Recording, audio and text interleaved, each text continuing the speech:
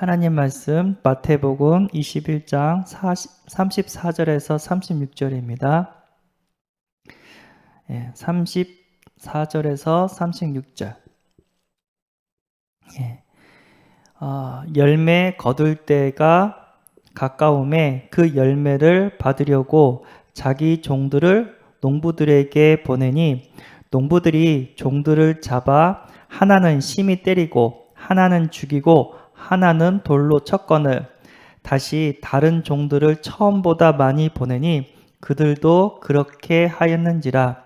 후에 자기 아들을 보내며 이르되 그들이 내 아들은 존대하리라 하였더니 농부들이 그 아들을 보고 서로 말하되 이는 상속자니 자 죽이고 그의 유산을 차지하자 하고. 아멘. 조금 많이 읽었네요. 예. 하나님께서는요, 우리를 사랑하십니다. 우리는 완전 타락 가운데 소망이 없었는데 하나님께서 우리를 무조건적으로 선택하셨습니다. 창세전부터. 그리고 하나님은요, 우리에게 은혜를 주셔서 예수님을 믿게 하셨습니다. 믿음으로 말미암아 구원을 얻는데 믿음 자체도 하나님의 은혜라고 얘기를 했습니다. 그리고 구원받은 하나님의 백성은 하나님께서 끝까지 책임지십니다. 성도도 하나님께서 끝까지 끌고 오세요. 목회자도 계속해서 주의 일을 할 수 있도록 하나님께서는요, 끝까지 끌고 오세요. 우리가 지금까지 살고 있다는 그 자체가 하나님 살아계신 거고 하나님이 우리를 도우고 역사하고 계신 증거인 줄 믿습니다. 오늘 보니까 포도원은 이제 주의 백성들을 세상 주의 백성들을 의미하고 있고요. 농부들은 지도자예요. 근데 어떤 지도자냐면 주인을 무시하고 주인이 보낸 종들, 그러니까 선지자, 전도자, 진짜 참 복음 가진 사람들을 무시하고 핍박하는 자였습니다. 그러니까 종교 지도자라고 얘기할 수 있는데 왜 그랬을까요? 교권 때문에 그랬습니다. 이거를 차지하자고 많은 사람들이 자기를 인정하고 이렇게 따라주고 그리고 자기는 대접도 받고 그러다 보니까 어떻게 해요? 하나님의 뜻을 모르고 어떻게 해요? 핍박하는 그런 일들을 하고 있습니다. 마귀한테 완전 이용당하는 거겠죠? 그런데도 불구하고 하나님께서는요, 계속해서 그 포도원을 살리고자 선지자, 전도자를 보내주시고 선지자, 전도자가 핍박을 받으면 더 많은 전도자를 보내주시고 또 예수 그리스도도 보내주셨습니다. 그래서 우리를 완전 승리하는 길로 하나님은 지금도 우리를 보살펴 주시고 축복해 주시고 은혜를 주시고 있는 줄 믿습니다. 그래서 어저께 이 비유를 통해서 뭐를 알아야 되냐면 하나님의 마음, 하나님은 끝까지 포기하지 않는다는 거, 영혼을 향한 하나님의 마음을 알 수 있고요. 그리고 하나님이 나에게 내 현장을 허락하셨다. 이 현장을 살리는 전도자로 선교사로 불러주셨다. 우리 새은혜교회 이 신월동 현장 뿐만 아니라 우리 성도님들의 가정 현장, 성도님들의 직장과 성도님들의 학교 현장, 하나님이 허락하신 현장이고 그 현장을 살리려고 하나님이 나를 파송해 주신 줄 믿습니다. 그리고 우리 교회는 진짜 선교하는 교회, 그리고 선교사님을 돕고 선교사님을 파송하는 교회로 하나님은 반드시 축복하실 거라고 이제 언약을 좀 이렇게 붙잡았던 것 같습니다. 오늘은 말씀의 두 번째 대집, 처음보다 많이 보내니, 이거는 하나님의 사랑인 줄 믿습니다. 전도하는데 하나님께서 후원하시겠다는 거예요. 은혜를 주시겠다는 거예요. 이거는 하나님의 사랑인 줄 믿습니다. 그래서 목사님 뭐라고 하셨냐면요, 영혼을 구원하시려는 하나님의 애타는 마음을 알아야 합니다. 우리 사랑하는 성도 여러분, 혹시 예수 믿는 것, 전도하는 것 때문에 핍박과 어려움이 올지라도 걱정하지 말 것은 하나님께서 더 많은 후대, 렘넌트, 전도자, 선교사들을 일으키시고 훈련하시고 세우시고 파송하게 될 것입니다. 앞으로 우리 교회가 처음보다 더 많은 전도자들, 우리 교회가 처음보다 더 많은 전도자들을 보내게 될 것입니다. 그리고 뭐라고까지 했냐면 하나님께서는요, 북한 땅, 중국 땅에 더 많은 선교사님들을 파송하게 될 거라고 이렇게 믿습니다라고 말씀하셨습니다. 그리고 이제 아프가니스탄이 북한보다 더 많이 우리 전도자들을 핍박하고 죽이고 있어요. 그래서 이게 돌아서 이스라엘 땅으로 이게 복음이 증거되게 되는 줄 믿습니다. 우리는 그리스도 세계복음화 언약 붙잡고 우리 새은혜교회 하나님께서 공동체로 우리를 불러주신 줄 믿습니다. 요즘은 복음과 237 5천 족속 이렇게 얘기하고 있죠. 237 5천 족속은 이제 세계복음화를 또 다른 언어로 이렇게 말씀을 주신 것 같아요. 우리가 복음 전도 이것만 전하는 교회로 하나님께서 우리를 보내주신 줄 믿습니다. 이거는요, 제가 아무리 묵상해도 잘 먹고 잘 사는 수준이 아니에요.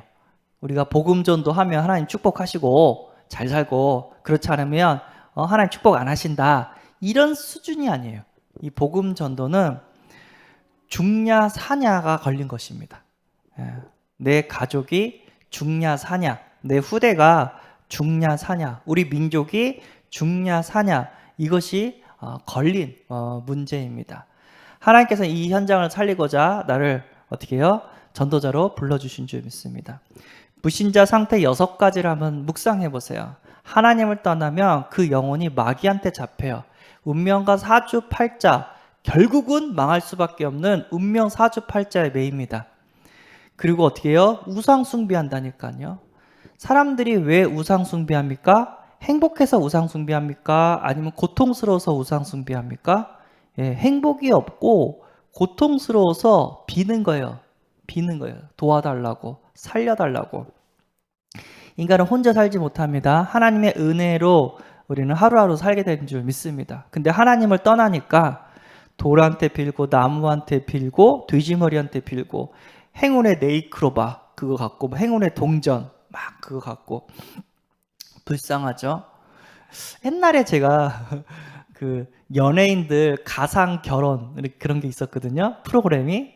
근데 이제 진짜 사랑하는 연예인들을 이렇게 해가지고 결혼하기 전에 그러니까 아름다운 모습, 사랑하는 모습을 막 프로그램을 막 보여줬어요. 근데 인기를 너무 많이 얻은 거예요. 한 여자 연예인이 한참 있다가 배경이 노을 지는 그 배경을 보면서 야자수 나무였나요? 너무 이렇게 크고 웅장하고 예쁜 거예요. 근데 갑자기 얘가 야자수님 정확하게 내 기억 못했는데 이런 내용이었어요. 나무를 보고 우리 사랑이 영원할 수 있도록 도와주세요. 예쁜 사랑할 수 있도록 도와주세요. 이렇게 비는 거예요. 그리고 몇 년이 지났죠? 이혼이래. 헤어졌습니다. 그리고 딴 남자랑 결혼했습니다. 그게 인생이에요. 아무리 사랑을 받고 존경을 받아도 보장이 안 돼요. 왜죠? 운명과 사주팔자에 매였기 때문에. 그래서 자기 인생이 어떻게 될지 모르니까 비는 거예요. 그리고 이 마귀는 정신적인 문제, 육신적인 문제를 갖다 줍니다. 계속해서 문제를 갖다 줘요. 그래서 어떻게 한다고요? 우리를 망하게 만듭니다. 지옥으로 끌고 가요. 하루하루 문제 때문에 지옥처럼 살다가 결국 괴로운데 죽으면 끝난다라고 생각했는데 죽으니까 더 큰 고통이 임하는 지옥으로 끌려갔다는 거예요. 더 무서운 거는 이 문제가 후대에 그대로 전달이 돼요. 서울대 철학을 이렇게 공부했던 어떤 선배가 있었는데 철학을 공부하면서 신기한 걸 자기가 알게 됐대요. 그게 뭐냐면은 1000년 전, 오래된 사람들의 그 고민, 그 철학을 보면 여러 가지 고민을 했던 게 있거든요. 그 고민이 현대에도 똑같은 고민이래요. 현대인들이 고민했던 것을 과거의 사람도 똑같이 고민을 했대요. 그 철학을 통해서 배웠다는 거야. 왜죠? 이 마귀가 과거에도 그렇고 현대에도 그렇고 똑같이 역사합니다. 행복은 없어요. 계속해서 문제 사건 속에서 하루하루 고통 속에 살다가 지옥 가는 인생. 이게 불신자의 상태입니다. 죽냐 사냐가 걸린 우리의 그리스도 세계복음 언약인 줄 믿습니다. 이스라엘 민족은 복음이 희미해져서 노예가 되고 포로가 하고 속국이 됐어요. 7번 망했다니까요. 그래서 우리는 이 창세기 3장, 하나님 떠난 이 문제에 창세기 3장에 한이 있어야 될 줄 믿습니다. 우리 랩런트들은 이 말이 무슨 말인지 모를 거예요. 한이란 단어가. 한 생각하면 어떻게 해요? 가슴이 아프고 눈물이 나죠.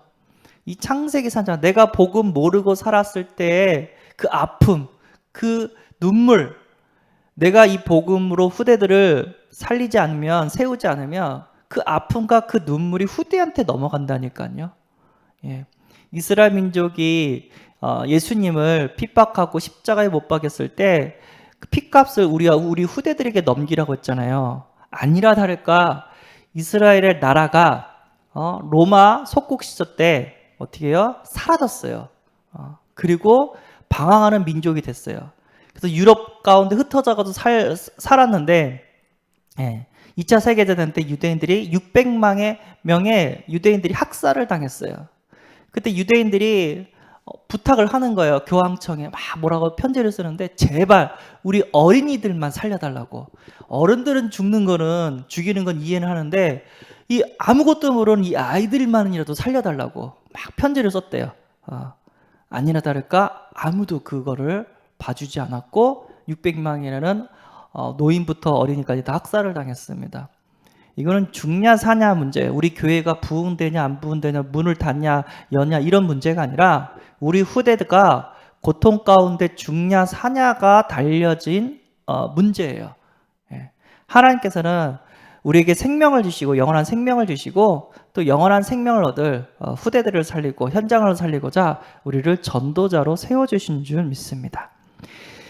우리가 하나님의 일을 할 때 하나님은 살리는 일을 하실 거고요. 하나님은 그 일을 할 수 있도록 우리에게 어마어마한 은혜를 더해 주실 줄 믿습니다. 복음 전하는 교회, 하나님은요 제자를 보내주십니다. 사도행전 2장 4절, 초대교회 제자들이 성령의 충만함을 받아 성령이 말하게 하심을 따라 다른 언어들로 말하기를 시작하니라. 그랬더니 3천 제자가 일어났다고 합니다. 사도행전 2장 41절. 처음에는요 120명의 성도들이 모였죠. 그러다가 성령 충만 받으니까 3천 제자로 하나님께서는 오히려 초대교회를 축복하셨습니다. 진짜 복음 전하는 교회라면 하나님 반드시 제자를 보내주시는 줄 믿습니다. 우리가 캠프 때 많이 했잖아요. 우리는 이 현장을 놓고 기도하고 계속해서 복음을 씨앗을 뿌렸는데 이 현장에서 교회에 오는 사람이 없고 다락방 문이 안 열려요. 그런데도 하나님은 다른 곳에서 교회에 등록하게 만들어요. 그래서 뭐라고요? 계속해서 씨를 뿌릴 수 있도록 우리에게 힘을 더하시는 것들을 우리가 계속해서 체험하잖아요. 신기하다, 신기하다. 진짜 전도자가 맞다면 하나님은요 전도운동 할 수 있도록 제자를 붙여줍니다. 맞잖아요. 우리가 하는 게 아니에요.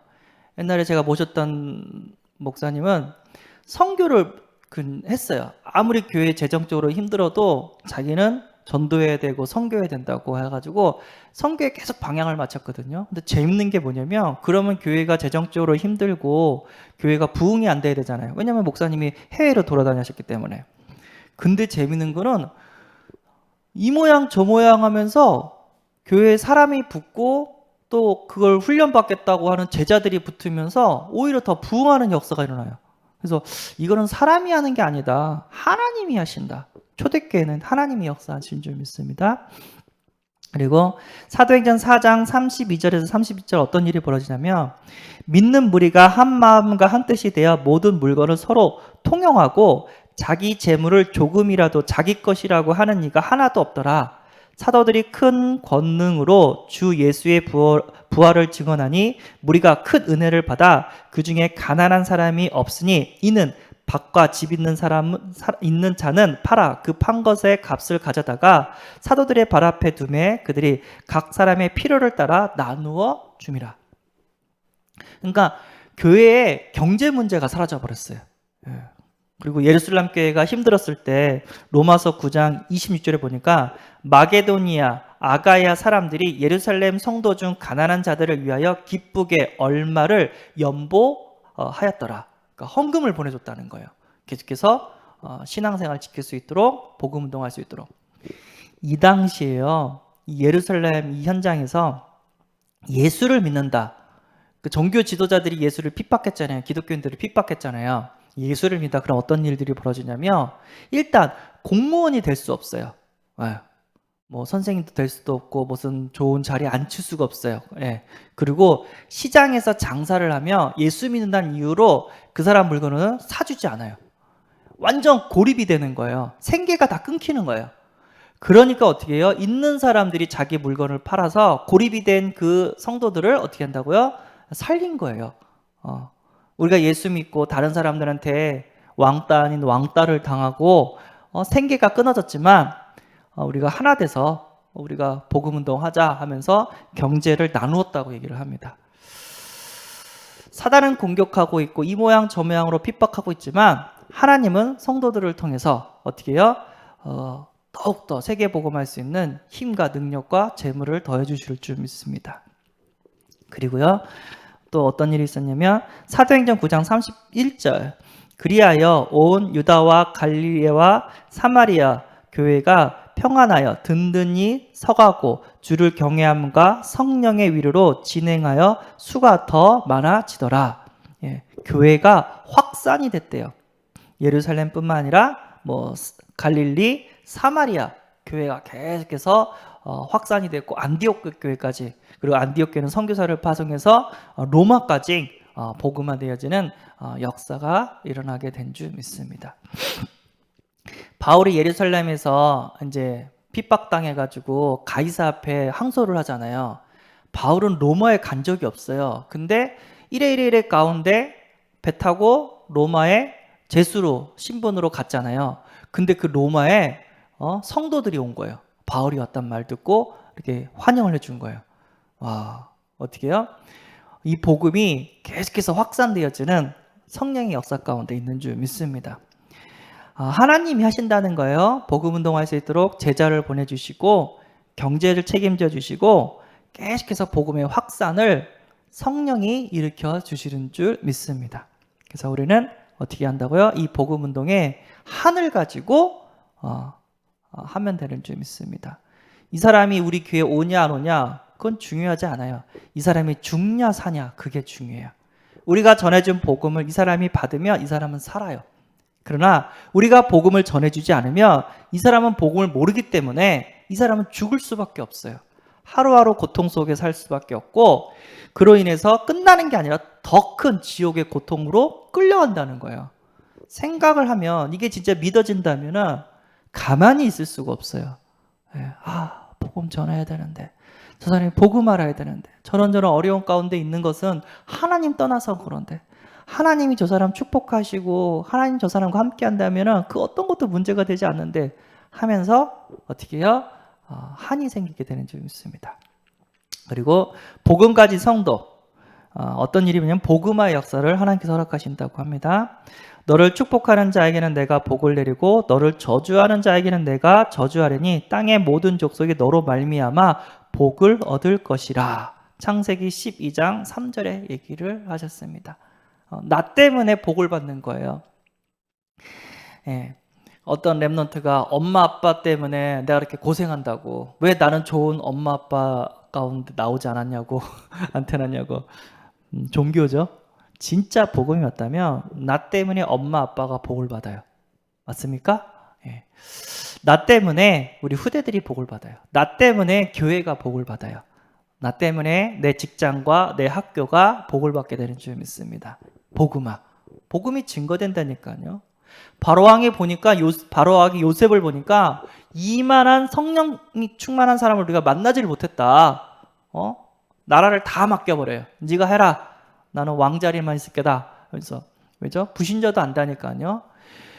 요셉 때문에 보디발의 밭에 축복을 받는다니까요. 요셉 때문에 어떻게 해요? 바로왕의 축복을 받는다니까요. 그 역사가 동일하게 지금도 이루어지고 있는 줄 믿습니다. 뿐만 아니라 사도행전 16장 31절에서 34절 바울이 복음을 전한다는 이유로 귀신 들린 사람을 어떻게 해요? 치유했다는 이유만으로 감옥에 끌려가요. 그 감옥에서 찬양했더니 옥문이 열려요. 간수장이 제수들이 도망갔다고 생각해서 자살하려고 해요. 근데 자살하지 말라고. 우리는 도망가지 않았다고. 그래서 물어봐요. 내가 어떻게 구원을 얻으리까? 주 예수를 믿으라. 그럼 너와 내 집이 구원을 얻으리라. 아니나 다를까 그 간수장이 예수를 믿고 온 집안 사람들이 다 구원을 얻는 역사가 일어났습니다. 제수라는 신분으로 어떻게 간수장을 살리는 역사가 일어납니다. 우리가 복음 가졌는데 때로는 불신자 보면 우리보다 좋은 집에 살고 우리보다 좋은 차에 있고 우리보다 좋은 월급을 받고, 그건 문제가 되지 않아요. 왜죠? 또 다른 문제가 온다니까. 돈 문제가 아니라, 차 문제가 아니라, 집 문제가 아니라 이 모양 저 모양으로 사단이 그 사람을 죽인다니까요. 영적 문제를 갖다 줘가지고 죽인다니까요. 그 영적 문제를 막고 구원하는 예수 그리스도 복음을 증거해야 될 줄 믿습니다. 저 사람은 저렇게 잘 살고 저렇게 높은 곳에 있으니까 아무 문제 없을 거야. 여러분, 문제 없을 거라고 생각해요? 대통령이 되면은 아무 문제 없을 거라고 생각해요? 재벌집 총수가 되면 아무 문제가 없을 거라고 생각해요? 아니죠. 문제 더 많아요. 사장님이 문제가 많을까요? 일개 직장 사원이, 월급 받는 사원이 문제가 많을까요? 누가 스트레스가 더 많을까요? 당연하죠. 사장이 더 스트레스를 받아요. 높은 곳에 있는 사람은 티를 안 내요. 왜요? 그게 흠이 되니까. 다른 사람들이 보고 어떻게 해요? 약점 잡힐 수가 있으니까 티를 안 내요. 그런데 어떻게 한다고요? 하나님은 그 사람들을, 그 엘리트를 살리도록 우리들을 불러주신 줄 믿습니다. 류 목사님 한참 전도할 때 아이가 미쳤대요. 그래서 우리 집에 와서 신방 좀 해달라고. 그래서 그 아이가 뭐 편지를, 신방 그 부탁을 이렇게 쪽지를 보냈나 봐요. 가봤더니 그 집이 그 지역의 유명한, 다 알만한 정치인의 집이었대요. 의리의리한 집이었대요. 근데 그 아들은 정신병에 걸려가지고 방황하고 지하실에 이렇게 가두어 놨다고요. 그러면서 어떻게 오셨냐? 아들이 불러서 왔답니다. 나가라고 하면서 팡 문을 닫았다고 하십니까? 저 사람은 문제 없을 거라고 생각하는데 다른 우리가 모르는 숨겨진 문제 가운데 고통을 받고 있는 거예요. 얼마나 힘들었을까? 어떤 교장 선생님은 정년 퇴직하신 교장 선생님이, 이게 교장이라는 게 거룩한 모습을 보이잖아요. 인자하고. 근데 나중에 보니까 알코올 중독에 걸린 거예요. 얼마나 힘들었으면 몰래 술을 사서 지하실 방에 해가지고 한 잔씩 마신 거예요. 근데 이게 해결이 안 되죠. 이 스트레스를 풀지 못하니까, 이 문제를 풀지 못하니까 알코올 중독자가 돼버린 거예요. 그래서 그 모습을 보고 저렇게 거룩하고 가르침을 주고 존경받는 사람도 저렇게 무너질 수가 있구나. 제가 그 얘기를 딱 들으면서 인간의 행복은 돈이 아니다. 인간의 행복은 세상 성공이 아니다. 높은 자리에 올라간다고 행복이 되는 게 아니다. 하나님이 함께 하셔야 된다. 하나님의 때를 따라 돕는 은혜로 하루 인간은 행복하게 살아야 될 줄 믿습니다. 어떤 문제가 와도 하나님이 함께 하신다면 문제가 되지 않은 줄 믿습니다. 지금도 하나님 살아계셔서 우리 새은혜교회를 이끌어 가시고 성도님들을 지켜주시고 보호하시고 또 다른 영혼들을 살려낼 수 있도록 세계복음의 길을 가게 하시는 줄 믿습니다. 우리 다락방이 2단이 됐는데 왜 하나님 다 2단으로 만들었습니까? 목사님, 제가 묵상을 해보니까 이거밖에 없어요. 전도하라고. 옆에 있는 교회 성도들 끌어오지 말고 불신자들 살리라고. 전도 특공대로 우리를 만들어주신 줄 믿습니다. 그럼 하나님께서 뭐를 준다고요? 성도들이 복음화되도록, 성도들이 가는 가정과 직장과 모든 현장이 하나님의 나라가 임하고 구원받는 역사가 일어날 수 있도록, 그리고 그걸 위해 하나님께서 오력을 주신대요. 사도행전 1장 8절 마가다락방이 역사했던 그 성령 충만을 주시고요. 다니엘서 1장 17절에 21절 다니엘과 새친족에게 주었던 지혜 10배를 주신대요. 세계 복음화 때문에. 신명기 34장 7절 모세는요 120세가 될 때까지 눈이 흐리지 않았대요. 세계 복음화 할 수 있도록 어떻게 해요? 체력을 우리에게 더해줄 줄 믿습니다. 신명기 8장 18절 어떻게 해요? 재물을 얻을 능력을 하나님께서 우리에게 더해 주신다고 하셨습니다. 그리고 사도행전 2장 41절 아까 읽었던 얘기죠. 마가다락방에 12명의 생명것 제자들이 기도했고 3,000명의 성도들을 하나님께서 제자들을 예루살렘 교회에 보냈습니다. 그 120이든 3,000이든 똑같아요. 예수 믿고 모이면 어떻게 해요? 그 사회 단체에서 고립이 돼요. 이 사람들은요, 예수 믿으면 복 받는다 이게 아니에요. 예수 믿어야지 살 수 있다, 구원받을 수 있다, 이 확신 갖고 핍박을 각오하고 예루살렘 교회에 모인 사람들입니다. 예. 그런 제자들을 하나님께서 우리에게 더해 줄 줄 믿습니다. 예수 믿으면 잘 살고 예수 안 믿으면 못 살고 이런 수준이 아니에요. 죽냐 사냐. 우리나라가 한만한 민족이라고 했잖아요. 예. 복음이 없어서 우리나라가 이렇게 눈물 나는 일들을 많이 당한 거예요. 그런데 우리나라에게 하나님께서 복음을 주셨고 세계 선교하는 나라로, 세계 복음하는 나라로 우리를 세워주셨습니다. 하나님의 은혜인 줄 믿습니다. 하나님 지금도 구원의 사역을 이루어 가십니다. 여기에 필요한 모든 것들을 우리 성도와 우리 교회에 더하실 줄 믿습니다. 하나님 소원을 품고 죽어가는 영혼들을 살리는 그런 하루가 되어지기를 소원합니다. 기도하겠습니다. 하나님, 처음보다 더 많이 보내는 하나님의 사랑을 알게 하심에 감사합니다. 어떤 핍박과 어려움이 있어도 이 복음 운동을 지속할 수 있도록 하나님은 모든 필요를 더해 주시는 줄 믿습니다. 하나님, 오늘도 현장을 향한 하나님의 소원과 탄식이 하나님의 한이 우리의 소원과 탄식과 한이 되어지는 은혜를 더하여 주옵소서. 이것을 위하여 우리가 달려가게 하시고 필요한 오력을 더하여 주옵소서. 그리고 우리 신월동 현장, 아이파크 현장, 그 현장에 진짜 계속해서 전도역, 구원의 역사가 일어나게 하시고 숨겨진 제자를 찾아낼 수 있도록 하나님께서 계속해서 이끌어 주옵소서. 뿐만 아니라 우리 성도님들의 가정 현장, 직장 현장, 그리고 학교 현장, 진짜 이 현장에서 말씀 운동 일으키면서 하나님 전도할 수 있도록 하나님께서 모든 것들을 회복시켜 주옵소서. 코로나 때문에 무너졌던 모든 시스템들을 하나님께서 회복시켜 주옵소서. 그래서 우리 렘넌트들이 하나님의 역사와 능력을 보며 우리보다 더 크고 강한 후대들로 세워지게 하여 주옵소서. 우리 주 예수 그리스도의 이름으로 기도합나이다. 아멘. 하늘에 계신 우리 아버지여, 이름이 거룩히 여김을 받으시오며 나라의 임하옵시며 뜻이 하늘에서 이룬 것 같이 땅에서도 이루어지이다. 오늘날 우리에게 일용할 양식을 주옵시고 우리가 우리에게 죄진 자를 사하여 준 것 같이 우리 죄를 사하여 줍시고 우리를 시험에 들게 하지 마옵시고 다만 악에서 구하옵소서. 대개 나라와 권세와 영광이 아버지께 영원히 있사옵나이다. 아멘.